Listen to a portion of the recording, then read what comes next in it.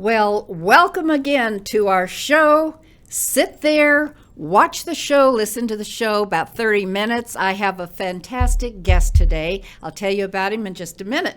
But first, I just want to remind everyone the purpose of this show, the passion behind it, is that I just have always in my leadership development firm, Valerie and Company, had a passion for developing authentic leaders, men and women who walk their talk, who don't compromise their integrity. And so for going on to 5 years now, I've had fabulous guests like the one today. So let me tell you a little bit. Change, oh my gosh, it's happening so often. And why is it so hard? And how do we influence others when chaos just captivates our world? And that's kind of what's happening today. Our guest today has written his latest book to give us not good, not better, but the best ways to handle change as leaders and those who are aspiring to be. Stay tuned. Welcome to our podcast, Doing It Right. This podcast reveals authentic stories from successful leaders doing it right. It's about their journey to become a leader, their choices, motivations, and lessons. In essence, how they built successful personal brands. Your host is Valerie Sokolosky, author of 8 leadership books and nationally known as an authority on executive presence and personal branding. Let's get started. Here's Valerie. Before we go into this interview, I have to thank Betty Ryder Boutique. Yes, their shop at Preston Center is behind a red door. Thus, you won't forget this brochure that I have. I think this is one of the most fun blouses I've ever worn, all the holes in it. Really cool things. You stop by, and when you do, tell the shop owner or those who work there you heard about Betty Ryder Boutique on this show, Doing It Right, and you'll get, listen to this, $100 off of anything you purchase. So stop by, you won't be sorry.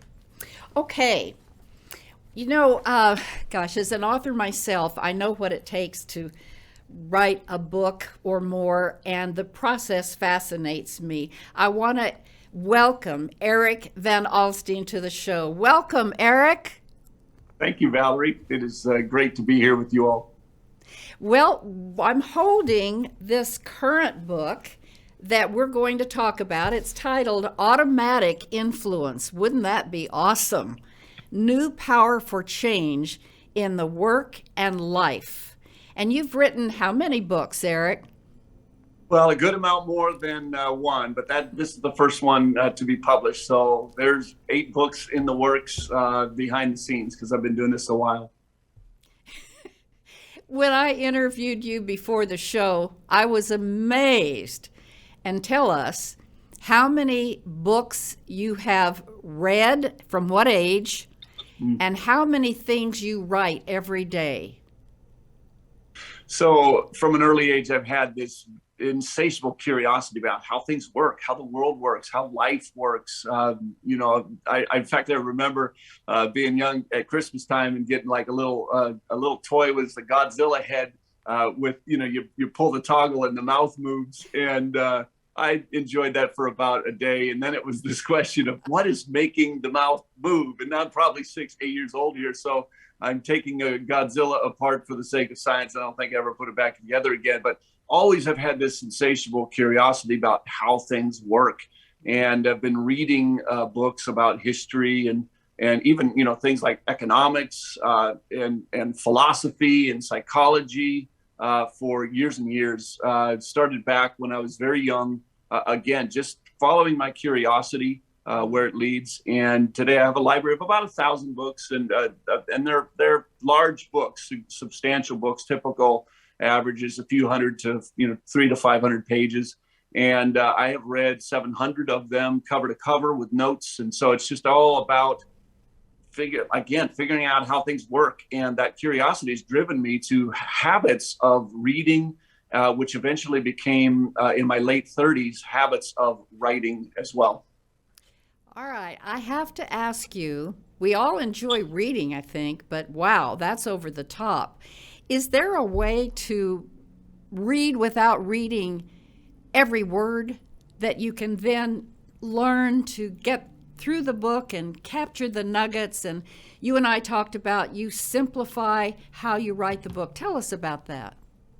Yeah, so I really believe in the concept of irreducible simplicity. In other words, let's make them as simple as they can be without being too simplistic, because it is possible to be simplistic, meaning that, for example, there's this quote that says, if you believe, you'll achieve. And I like that quote. It's just missing a few ingredients. For instance, if you're tone deaf and you're trying to achieve on American Idol or any other kind of auditioning, it doesn't matter how much you believe. So you need belief, plus you need the singing voice, plus you need the willingness to invest, and you need a little luck and all that. There's a lot of ingredients in the mix, and it just so happens that belief is one of them. But one ingredient is not the cake. And so it's really important for us to be simple, but only as simple as we can be without breaking the recipe, so to speak, right? You know, if I want a simpler form of cake, well, I can't go beyond the 6 ingredients that make cake. I'm not going to get cake and get something different. So I've always had this philosophy in my thinking and in my writing to break things down and boil things down into their simplest functional form. I call it irreducible simplicity. What's as simple as I could say this without losing much of its meaning? So I've had that kind of approach and taken that kind of approach to problem solving, to leadership, to my reading. And I will say, in my reading, I definitely read all the words. You know how it goes. Your mind kind of skims from one thing to another. I am not a speed reader. I heard someone say, you know, I took a speed reading course and my speed went up, but my comprehension plummeted. And I think that's kind of what it is. You know, you can't necessarily, you can't shortcut the process and succeed. Now, I'll also tell you this, that as far as reading goes, I typically can't read that much without getting tired. 15, 30 minutes maximum, and I'm tired, especially the kind of stuff I'm reading. It's not just light fiction. It's dense, conceptual stuff. So what I find is that I can do it in short bursts. I can read a little bit, then go do something else, and take a short reading break. And when I do those short breaks more frequently, I find that I have the ability to get through things and get through things to comprehend. Because I'm not just trying to burn pages. I'm trying to understand. I'm trying to make sense of my life and the world and the things that I believe that I'm called to do in it. You know, thank you for bringing that up, what you're called to do, because one of your top takeaways that you shared with me was, let's see, how did you say it? Purpose. When you figure it out, it really comes down to your natural strengths. So true. When it is true, isn't it? If we just really think about what do we do well? Well, those are our God-given gifts. And how can we apply then what we do well instead of forget about focusing on your weaknesses? I'm sorry. I will never be a computer person, but I'm learning it, right? So go back to finding your purpose. That isn't easy, Erik, for people. I want you to share with the audience how you do that. Oh, boy, that's really good. I think it's important to get guidance. In fact, I remember back to high school, and this kind of dates me a little bit, but this is when computers like first came out, and our guidance counselor, our guidance office, had this extensive survey, and it was done on a little screen with, you know, green kind of pixelated type, and you could tell it was the earliest kind of survey that they had, but it was basically a career or aptitude survey. It was pretty extensive, and I was like 10th or 11th grade at this point, probably 10th grade, and took the assessment, and out came, of all crazy things, mechanical engineering. I had no clue. My parents didn't know anything about college. I wanted to go to college, but I didn't exactly know what to do. So when it came out mechanical engineering, I thought, well, I'll just do it. So one of the good schools in the country is the University of Washington for engineering. And I went to the University of Washington and got my degree. And I didn't really know what I was going to do with it. I didn't really sense that being an engineer and doing calculations and all that was what I was supposed to do. I'm more of a people person. In fact, when we did our senior project, the funny thing was we built a car and we took it to Detroit and raced it at the proving grounds at GM, General Motors. And then there was a person that would present the car. And then there are other people that would build it, race it. I was the presenter, right? So I knew how to present. I enjoy the process of interacting with people, communicating ideas. It's so fun for me. So it just didn't feel like I had the engineering makeup. Well, what I know now is that engineering is the art and science of problem solving. It's getting from A to B with the least amount of work, with in the simplest way possible. It's making the vacuum cleaner that sucks up the dirt and the car that goes down the road. And if those things don't happen, you failed as an engineer. So I love the fact that it's so practical and it's science, but it's also art and it's problem solving. And I felt like I got the ability to do that and learn how that problem solving works. And then I took it into being an entrepreneur. I've been an entrepreneur for 31 years. In fact, you've got a book, about doing it right. I think I could write a book, Doing It Wrong, because I've done a lot of that in the past. And 30 plus years of being an entrepreneur is good, bad, and ugly. Fortunately, the second half, it was better than the first half. And a lot of lessons come out of that. But I think purpose starts to unpack as you get counsel, as you look out at the world, you go into the world and try things. I can remember thinking that I might want to do such and such. And I got a chance to get around someone who did such and such. And I spent some time with them only to realize that what it looks like from the outside in is not the same as what it looks like from the inside out. When you're actually doing it, it's not the same. And so I found, I really don't want to do that. But then this other thing I really did want to do. So basically, I think purpose is something that gets unpacked and unveiled. And I love the concept of calling. It's like you're listening for purpose. Where am I in this sense of flow? There's a guy named Mihaly Csikszentmihalyi. It's a crazy long name that you look at, it's even more confusing than it sounds. But he comes up with this idea, or he's talked about this idea called flow. And it's optimal psychological experiences. It's times where we lose track of time and lose our sense of self. It's like we're lost in the moment. And afterwards, we reflect back on it as some of the most enjoyable experiences of our lives. Well, we can find purpose in that way, like detecting where do we lose track of time and sense of self. And I'm not talking about scrolling TikTok, social media, video games, that kind of thing. I'm talking about what kind of work, what kind of productive service to the world is happening when you're losing track of time and losing sense of self. And that usually is a hint, like a calling, a sense of purpose and direction. And for me, I found that as an entrepreneur, but I also found that as a thinker and as a writer, and started a writing habit back in the year 2005 that I have kept to this day. And that, once you find purpose, I think there's process. And the process is the building out of purpose. And it is not something that just happens overnight. It's something that happens over decades, over years and years. And so the other thing I would advise is to be patient in purpose. Purpose unfolds slowly sometimes, and not knowing what your sense of calling is early on does not mean that you will never know that sense of calling. Oh, that's so full of wisdom. My goodness, we could go back and put that whole paragraph in the show notes because it was awesome.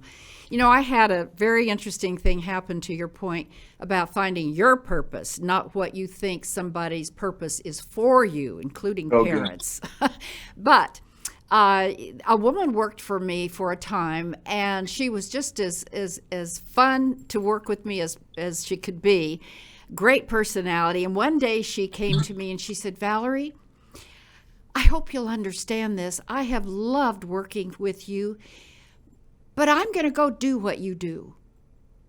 And just like my expression now, I was kind of like taken back. Thank goodness, as a leader, you learn to pause. And I said, okay, well, congratulations. And what does that look like? And she said, well, I don't know. I just want to inspire people. And so, yes, look at what you do well. Don't get your mindset on somebody else and what they do and try to copy. That's, we're all unique. We have a thumbprint like nobody else's. So I want to ask you an off-the-cuff question. If you could be a character in any movie, what would you be? Oh, goodness sakes. I've asked if I had a superhero quality, would you want to fly? Would you want to bend steel bars? And what I think I would want is convincibility, right? Not invincibility, convincibility. In other words, you got the bad guys at the beginning of the movie, you got the good guys, and the good guys go over to the bad guys and go, hey, you know what? I think we should change our thinking here. And the bad guys end up going, I think you're right. They get one over, roll the credits, story's over. So, no, I don't know if that's a superpower or a character, but I think my wife would have some great answers to that question. And I don't know if I can exactly say, but that is a great way to think about purpose as well, right? So do you have a sense of that, like a character that you would like to be? Me? Yes. The queen. Anything that's a queen. Erik, you have 6 children. I do. Yeah. Are they all? Let me ask it differently. Of the 6 children, do you see yourself in all of them? Some of them? 6 children. Tell us about that. Oh, what's crazy is how different they are. Mm-hmm. And I would say there's attributes of my personality, certainly, that I can see. The seed doesn't fall too far from the tree, you know what they say. Yep. But then there's other things I'm like, boy, this is just, and from the beginning, this is totally different. These people are not the same. Uh-huh. And so I would say there's definitely some. Actually, I've got a granddaughter that, boy, it's a scary likeness. So I don't know exactly, but I do have, I have 6 children, 3 boys, 3 girls. My wife and I, when we were first dating, she said, I always wanted to have 6 kids. I'm like, wow, that is unbelievable. Let's get started. So when we got married, we had 6 in 8 years. So they're very close in age together as we speak. I think the youngest is 23, becoming 24 soon. And then the oldest is 31. At this point, 32, you know how those ages, they all change. But yeah, 6 kids in 8 years, 4 of them are married. So now it's 10 and 7 grandchildren. And so I'm going to be 55 next month. And my quiver is full, man. I got a lot of good happening everywhere in my life, but they're all different. All different. Yes. Well, I can speak the same language with my children as well. You had something that was really a pivot point we talked about in September of 2005. Mm-hmm. Tell us about that. Well, now all that curiosity has built up into all these things that I've learned. And I, like I said, really enjoyed the process of figuring things out and just understanding. So it was the delight in understanding that really drove me to jump into these books. I've read more than, hundreds of biographies and history. And like I told you, psychology, cognitive science, read a lot of these things. And actually, just to be honest with you, I started out as an entrepreneur, built a company from a desk beside the bed to about 80 employees over 7 years, multi-millions in sales, and quickly ran into people problems, all things, right? I didn't really, I didn't even fathom as a business leader what level of people problems that I would run into and how challenging they were. If the business makes sense, the business model makes sense, seems like you should just be able to go forward, everybody work together, get along, do great work, and off we go. But that doesn't happen. So I ran into the buzzsaw of people problems quickly, early on in the late 90s as an entrepreneur. And so that was always back in my mind, is how can I dig into the mechanisms of mind and motive and help people cure dysfunction, be more constructive, be more effective. So it's always in the back of my mind. A lot of my later reading had been that. So I get to the year 2005, and I had a little bit of time freedom by that point in business. And I decided that, all this stuff going in, I need to start getting it out. And how would I do that? My best solution for getting it out of me, out of my heart and mind, was to just simply put it on paper and develop a practice of doing that. So I decided I'm going to take the first 2 hours of my day. As soon as I wake up, this morning I woke up at 6. Some other days I wake up at 4. So somewhere between 4 and 6, I wake up, and a little bit of time just in meditation, and time just I read scripture every morning and spend a little time that way. But then it's the first appointment of the day. I go in and I write, and I've been doing that since September of 2005. And I quickly realized it was very therapeutic. I really enjoyed the process itself, not just the outcome. A lot of times people say, I want to write a book, so I'm going to lock myself in a cabin for 30 days and I'm going to write a book because they really want to get that book done. And that might work for them. That would never work for me. I'd go nuts. I mean, 30 days in a cabin, I'd be 30 minutes in, maybe 30 hours. 30 hours in, I'd be stir crazy. It would be all over. It wouldn't work. So loving the process of what I discovered, that I just had this passion for the process of figuring things out, and the joy, like I said, of getting past complexity into a place of elegant simplicity with my ideas and with my words. And so the writing habit began it continued to the point where basically 300 days a year, about 6 days a week, and I take some vacations. I do, sometimes write 7 days a week, but basically every morning, first appointment of the day, I don't take morning appointments. And I've done this writing now for over 17 years since that time. Wow. 300 days a year, 2 hours a day. It's 600 hours a year at least. It's usually more than that. And I crossed my 10,000th hour of writing last April. So I'm well past what, they call the 10,000 hour rule, although I wasn't going for 10,000 hours. I was just digging. In fact, what I find is kind of like digging a hole. You go in, you dig, you come back, the hole's a little bigger, you keep digging, and eventually that hole becomes a cavern. Or maybe another analogy would be like building a wall. You know how they build the Great Wall of China? One brick at a time. Right. Just stack the bricks, put a brick down, put another brick down, brick, and all of a sudden, 17 years later, there's something there that wasn't there before. Big wall. And did you see it, Eric? Have you seen the wall? The China wall? Oh my goodness, yes. In fact, as I told you, about 3,000 hours into my writing, I discovered what I'm now teaching as perceptual intelligence. And it's a way to solve people problems in the workplace. It's usually a large scale thing. It's large organizations that are taking this on in order to develop their culture. And it gets to the root causes of these people problems, curing dysfunction, developing productive qualities in people. And when you fix a root cause, you can make some big time fixes. So I discovered a lot of what is now called perceptual intelligence, about 3,000 hours. So imagine me digging in my little hole, in the hole. I strike gold at hour 3,000, and the next 7,000, 8,000 of those hours so far have all been mining this vein of gold, which is what I call perceptual intelligence now. And we have 4 books in the perceptual intelligence series. Automatic Influence is one of them. And contrary to what people think, automatic influence is not about us managing other people's perceptions or influencing others, as it is much as us managing our own perceptions of self, others, situations in life, so that we can be highly constructive in every area of life, in our emotions, our motivations, and behaviors. So it's really about servant leadership. It's about character development. And it just so happens that when you can identify root causes, you can make changes that are fast, that are extensive, that are very, very effective. And that's what we're doing in the workplace.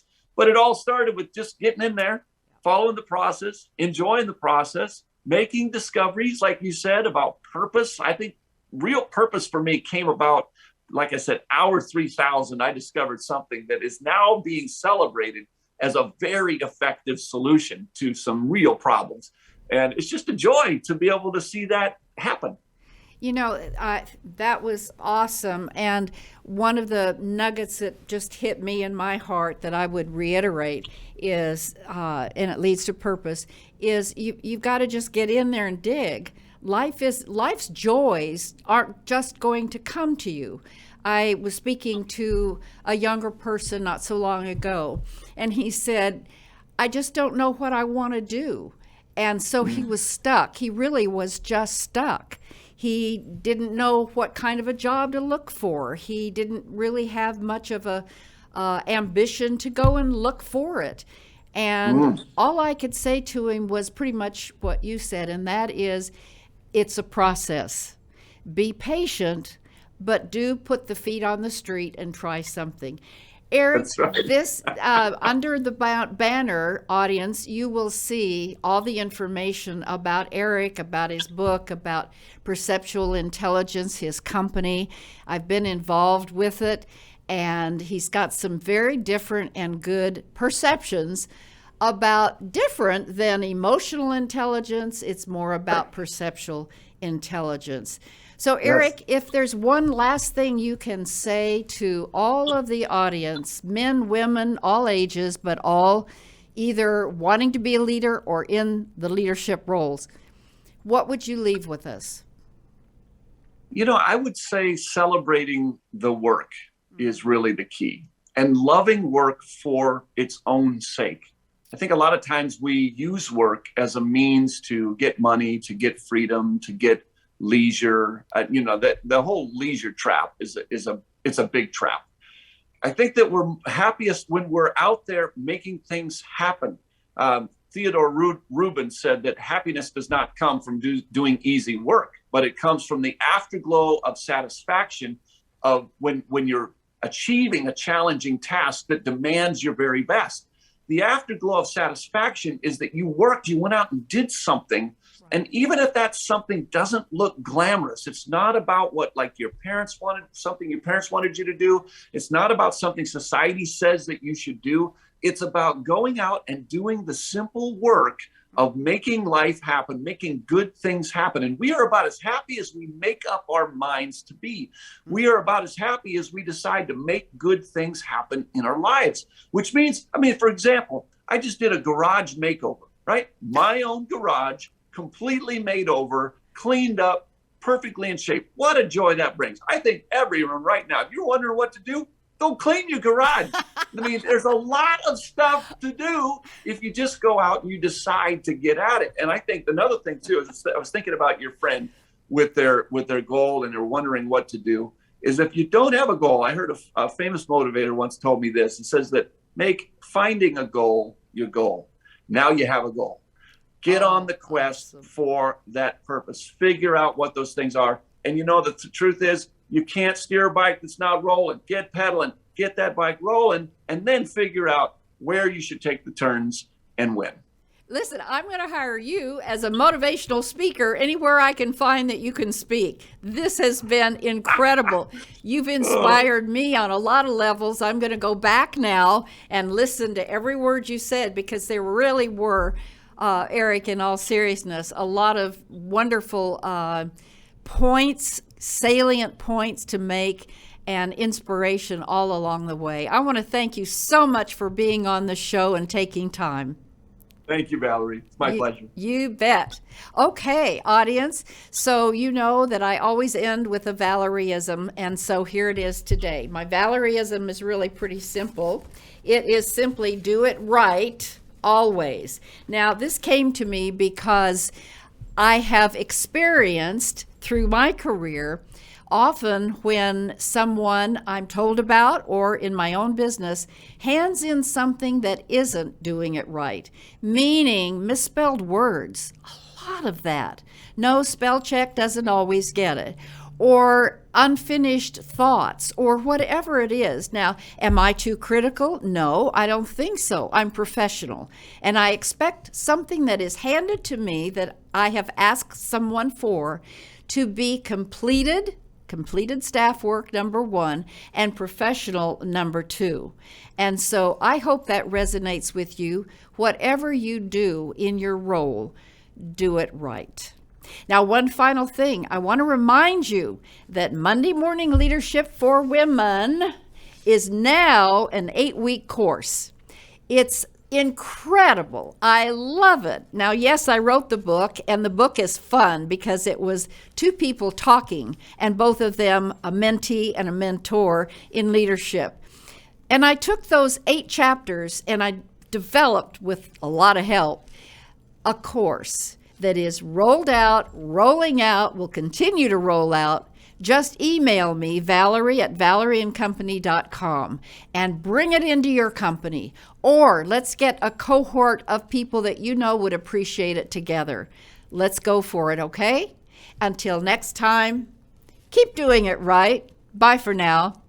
Thanks for listening. To receive Valerie's voice, free monthly leadership tips, and to learn more about her leadership programs and coaching, visit her website, valerieandcompany.com. Next week, we'll be here again to inspire, engage, and equip you with teachable points of view from successful leaders who have been doing it right. Until then, lead authentically.